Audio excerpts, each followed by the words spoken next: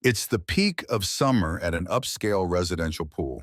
Children are playing, umbrellas are open, and the sun is blazing. A graceful black woman enters with her 12-year-old niece, quietly settling into a corner with calm dignity. Karen Fairchild, a middle-aged white woman with a reputation for enforcing community standards, immediately spots them and frowns. Great, just what we need, she mutters to her friends. Strangers using our pool again. Without hesitation, Karen marches over and says in a condescending tone, "Excuse me, this area is for residents only. I'm going to need to see your ID." The woman calmly takes out her wallet, but before she can open it, Karen waves it off dismissively. "No need. I already know you don't belong here. We have to protect the community from, well, outsiders." The niece nervously clutches her aunt's arm. The woman removes her sunglasses, smiles gently, and says, "I do belong here, but if you're unsure, feel free to call security." Karen smirks and dials.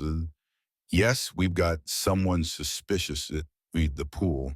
She's not threatening, just out of place. Before security arrives, Karen raises her voice, drawing attention. "You people always sneak in. Why don't you go back to where you came from?" The woman remains poised. Parents nearby lower their sunglasses, pretending not to hear.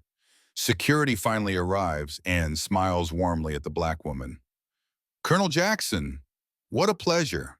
Back from D.C. already?" Karen's jaw drops. Her phone slips from her hand. "Colonel?" The woman stands. "Yes, Colonel Cassandra Jackson, 20 years of service. I've led missions in Iraq, Afghanistan, and peacekeeping in Haiti. I've lived in this community for 3 years." Karen stumbles backward. The crowd is now silent, watching her unravel. "I wasn't being racist," Karen stammers. "I was just enforcing the rules." "No," Colonel Jackson replies, "you were enforcing your bias." Colonel Jackson turns to her niece. "Sometimes the biggest battles aren't in war zones. They're right here, in quiet acts of disrespect." The young girl nods and hugs her.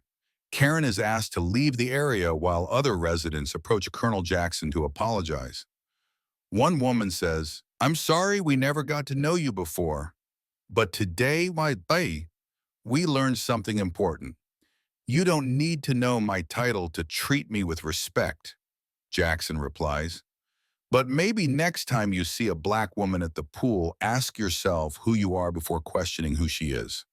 With that, she sits down, sunglasses on, as her niece splashes into the pool, her space, her home, her dignity intact.